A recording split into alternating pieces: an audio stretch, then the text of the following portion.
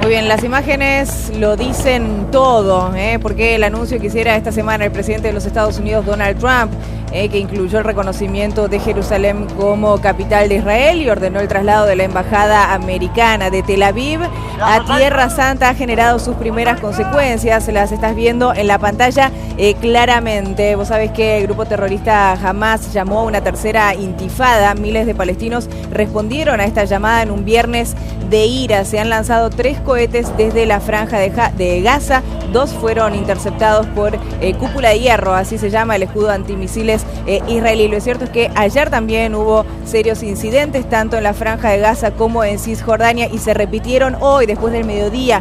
Vos sabés que el viernes es el día de rezo para la comunidad musulmana, y hay que tener en cuenta para conocer mejor de qué se trata todo esto. Tierra Santa, Jerusalén, es un lugar sacro para las 3 religiones monoteístas, para el judaísmo, para el islam y para el cristianismo. Y estamos con Horacio Calderón, un especialista en la materia, conocedores como pocos, él sobre esta materia, así que primero lo saludamos. Muy buenas tardes, ¿cómo le va? Hola, ¿qué tal, Andrés? ¿Cómo andan? Muy bien, aquí estamos con Victoria Márquez. Victoria, ¿qué tal? ¿Cómo andas, Horacio? Bueno, tratando de desentrañar esta problemática, su opinión, sus primeras impresiones sobre el tema. Bueno, con respecto al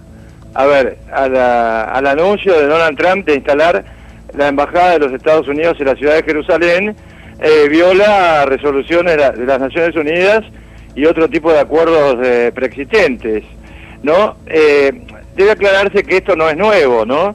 Hay un acta de la embajada, por supuesto, de los Estados Unidos en Jerusalén que data del año 1995, que fue aprobada por una mayoría tanto republicana como demócrata del Congreso de los Estados Unidos, en el cual, ¿qué ocurrió? Se reconoció una Jerusalén no dividida como capital de Israel. Esto, hasta el día de la fecha, hasta hace pocos días, no había tenido efecto porque los presidentes de los Estados Unidos habían contemplado como inconveniente, cada uno en sus respectivos turnos, de concretar esta medida, que es lo que acaba de hacer Donald Trump. Ahora, ¿por qué, no? Claro. Brevemente, Donald Trump ha sido apoyado, respaldado. Ustedes me van a decir, claro, los judíos estadounidenses. El votante judío americano no llega al 2%.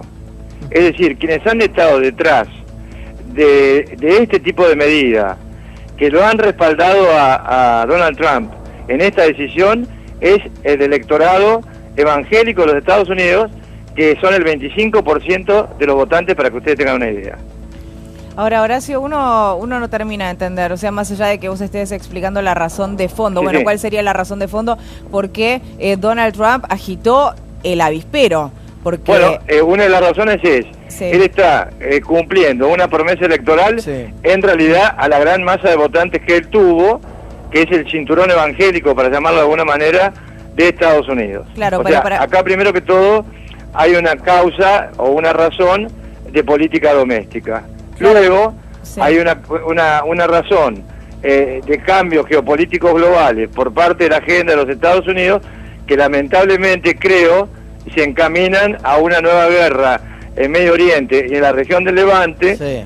que podrá ser secuencial. Yo estuve en Israel hace un año, ya en Israel y en Jordania se adelantaba como altamente probable una especie de revancha, traduciendo al castellano las palabras que usaban, entre Israel y el movimiento Hezbollah libanés, aliado de Irán y aliado del gobierno actual de Siria. Horacio, ¿y esta medida de Donald Trump, cómo fue tomada justamente por el gobierno israelí? Bueno, por el gobierno israelí actual fue tomada, pienso yo, con cierto beneplácito, eso lo quiero aclarar. ¿Por qué? Porque la composición actual del gabinete israelí excluye la posibilidad de cualquier tipo de trato para implementar una solución de dos estados, es decir, un estado de Israel y un estado de Palestina conviviendo uno al lado del otro. Ellos están radicalmente opuestos a esto. Y si bien Donald Trump ha aclarado de que el traslado de la Embajada de los Estados Unidos desde Tel Aviv hasta a Jerusalén no implica que se definan fronteras definidas, ni tampoco, el estatuto final de la ciudad de Jerusalén, ¿no? Pero de hecho está arrojando todo el poder, por supuesto político, económico y militar de Estados Unidos a favor de la solución de un solo Estado, de que Jerusalén sea la capital eterna de Israel, aunque no lo quieran reconocer, y bueno, y obviamente esto le quita cualquier tipo de peso a la Autoridad Nacional Palestina para poder sentarse en una mesa de negociaciones con Israel y pacíficamente, por supuesto, llegar a algún tipo de acuerdo de paz. Horacio, ahora viendo todo lo que está sucediendo, que esto está pasando recién ahora, esto arranca nada más, ¿no? Porque sabemos lo que pasa ahí, sabemos cuando sube la temperatura, en qué pueden terminar las cosas. Ahí en Medio Oriente, Tierra Santa, que la verdad es lugar que se disputa, ¿no es cierto? Es el centro de disputa, es el centro del problema. Quería preguntarte, Horacio, si hay alguna posibilidad de que Donald Trump se eche atrás en esta decisión, porque, a ver, si esto sigue avanzando, porque ya hay muertos, hay cientos de heridos, y como te decía, esto recién empieza, ¿hay alguna posibilidad de que el presidente se eche atrás en esta decisión? Porque después lo van a culpar a él, o sea, la comunidad internacional, todo el mundo lo va a señalar con el dedo a él como el principal culpable de todo. Bueno, muy buena la pregunta, y yo creo que hay que separar dos cosas. Primero, la posibilidad, y segundo, la escala de probabilidades. La posibilidad de que Donald Trump dé un paso atrás, existe. La probabilidad de que dé un paso atrás es baja, pero lo que yo creo que lo que puede llegar a dilatarse es la implementación de esto, y a lo mejor llegar a tiempo para que el próximo presidente de Estados Unidos, sea él o no, pueda revertir la situación. Claro. Pero yo veo que acá, por la forma en que se ha encarado esto, es una decisión tomada, habida cuenta, vuelvo a reiterar, de que él está respondiendo a la base importante electoral. Ustedes tendrían que ver, por ejemplo, la cantidad de carteles que hay en Estados Unidos, por ejemplo, evangélicos, respaldando esta medida, ¿no? Sí. Es impresionante. Además, hay que aclarar, yo no estoy haciendo ningún tipo de yo soy católico, practicante, o sea, cuando hablo de judíos, cuando hablo de evangélicos, estoy haciendo una descripción objetiva de la situación. La población protestante evangélica americana votó en masa por Trump, ¿no? Y por ejemplo, y además, gran parte de la misma apoya las decisiones que toma el presidente, sobre todo en lo que se refiere a Jerusalén, porque ellos, fíjese, los evangélicos de Estados Unidos consideran a la Jerusalén como parte de Israel como algo bíblico. Claro. O sea, claro. Se llama nuclear y exclusivo de la Biblia, que ellos la interpretan según su propia tradición, sí, y según su propio magisterio. Entonces, si Trump llegara a dar un paso atrás en cuanto a esto, para contestar la pregunta, yo pienso que perdería la confianza de este gran segmento del electorado americano que le ha dado sus votos. Horacio, cuando abríamos el tema, Vicky describía muy bien que ayer, fueron lanzados desde Gaza 3 misiles. Ahora la agencia internacional Reuters dice también, ¿no?, que un nuevo misil fue interceptado por la cúpula de hierro, y este misil también dirigido desde Gaza hacia Israel. ¿Cómo continúa esto? Bueno, yo creo que yo no tengo ningún buen escenario en la continuación de todo esto. No creo que vaya a existir por este anuncio una guerra en Medio Oriente. Lo que yo sí creo, eso estoy absolutamente convencido, de que esta medida incrementa el riesgo de ataques de terroristas, por supuesto, yihadistas, contra, instituciones, edificios diplomáticos estadounidenses, israelíes y esos aliados en Europa, en Medio Oriente y en África del Norte también, ¿eh? O sea, eso hay que tenerlo muy en cuenta, sobre todo por parte de células pequeñas, de los llamados lobos solitarios, etcétera. Claro, porque yo imagino que en muy poco tiempo las dos revistas principales, una de Al-Qaeda y la otra del ISIS, van a pedir justamente el lanzamiento de ataques. Y hay que recalcar, Vicky y Andrés, me parece importantísimo, como he comentado muchas veces en Canal 26, que la revista oficial del ISIS cambió su nombre y ahora se llama Roma. Sí. Horacio, mientras... Sí. Claro, Roma porque quiere incendiar Jerusalén. No, Roma, la Roma, porque el objetivo de ellos es la Roma, digamos, que está en Italia, ¿no? Sí, para ellos Roma en realidad es el Vaticano. Claro, claro, exactamente. Horacio... O sea, si uno quiere descriptar qué es lo que están indicando ellos en sus metamensajes a veces. Horacio, la verdad, escuchándote, a mí me resulta insólito, ¿no? Me resulta insólito que Trump haya tomado esta decisión solamente para apañar o para cumplir con una promesa electoral para, está bien, este 25% del electorado protestante evangelista contra el resto del mundo y exponiendo a los Estados Unidos a nuevos ataques y dándole a Al-Qaeda y sobre todo al ISIS una razón más para atacar a Occidente en general, no solamente a los Estados Unidos, sino a Occidente, porque vos viste cómo se maneja el ISIS. Quería preguntarte, Horacio, sobre el lugar geográfico puntual, para que nos expliques más o menos cómo funciona, porque está Tierra Santa rodeada por una muralla y adentro que está la explanada de las mezquitas. Ahí, claro, acá hay una cuestión histórica que es medio complicado, a lo mejor para que el televidente se ubique un poco, ¿no? O sea, en el lugar donde está el recinto sagrado para los musulmanes, o sea, el recinto general se llama Al-Haram al-Sharif, donde está la famosa mezquita de la cúpula dorada, la mezquita de la roca, que tiene toda una tradición que es medio larga de explicar, pero al mismo tiempo, en ese mismo lugar, estuvo el templo de Jerusalén, que es sagrado para los judíos.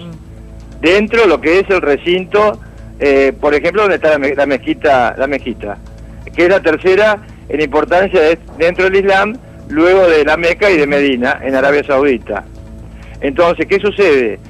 Los musulmanes sospechan, esto es histórico, desde hace décadas que yo sigo todo esto, sospechan que el objetivo final que tienen los israelíes es, de alguna manera, atacar, demoler la explanada de la mezquita actual, etcétera, para reconstruir el antiguo templo de Jerusalén. Horacio, ¿te das cuenta cuál es el problema explosivo que hay acá? Y lo que yo creo, y lo que yo siempre he propugnado, es la internacionalización de los santos lugares, ¿no? Independientemente de esto, de la división entre Jerusalén Oriental, que los palestinos quieren como su futura capital, la futura capital de un Estado palestino supuestamente independiente, que a mi juicio nunca va a existir, porque Israel no va a permitir la existencia de un Estado palestino soberano. Horacio, la última, porque tenemos que ir cerrando. Vos sabés que nosotros estamos viendo las imágenes de fondo, ¿no? Y es impresionante cómo el ejército israelí está súper equipado y los palestinos, bueno, más allá de estos 3 cohetes que uno parece que no funcionó, digamos, tienen material más obsoleto, vemos también a los militantes, ¿no? Arrojando con gomeras, piedritas prácticamente. ¿Cuál es la real amenaza? O sea, sabemos que está Hezbollah detrás, etcétera, ¿no? Pero, digamos, en la imagen es impactante. El ejército israelí superarmado y los palestinos tirando con gomeras. Es como que uno se termina preguntando, ¿es tan real la amenaza palestina contra Israel? No, o sea, más allá de momento, Vicky, yo en ningún momento hablé de amenaza palestina. En realidad la amenaza palestina no existe. Lo que existe acá, porque además, si hubiera una amenaza palestina propiamente dicha, Israel aplastaría en cuestión de horas. Claro. Acá la gran amenaza es un posible brote terrorista, ¿no es cierto?, en toda la región, como acabo de escribir, Europa, etcétera. Pero además yo creo que acá esto es el preludio de lamentablemente, o un paso más hacia una guerra en Medio Oriente o en el Levante, que ya se insinuaba en altos círculos oficiales de los países que yo he visitado, nada menos que hace un año atrás. O sea que la situación para mí está empeorando. Y acá también hay que aclarar que en el pasado muchos países árabes, por ejemplo Arabia Saudita, Libia, Egipto, puedo nombrar a todos que he visitado, que los conozco, dentro de sus diferencias siempre respaldaban la causa palestina. Hoy hay un cambio de paradigma, y este cambio de paradigma ha llevado que un país como Arabia Saudita considere que su enemigo estratégico no es Israel sino Irán, y como Irán es un enemigo estratégico también por supuesto de Israel, ¿qué sucede? Bueno, la vemos a Arabia Saudita e Israel unidas estratégicamente no por el amor sino por el odio o por el temor a un Irán nuclear o no nuclear en un futuro. Y lo mismo pasa con Egipto. Es decir, vamos a ver, ya termino muy rápido, ¿no? Una gran pirotecnia verbal por parte de muchos estados árabes, pero en el fondo no van a hacer absolutamente nada para revertir esta decisión de Donald Trump. ¿Por qué? Porque Arabia Saudita depende de Israel, depende de Estados Unidos para su seguridad, es aliada de Israel. Lo mismo sucede con Egipto, que necesita Israel para combatir justamente el terrorismo del ISIS y Al-Qaeda en el Sinaí, etcétera. O sea que vamos a ver mucha pirotecnia y pocos hechos concretos. Horacio Calderón, impecable, muy claro como siempre. Gracias. Gracias a ustedes por llamar. Chao, hasta luego, buenas tardes.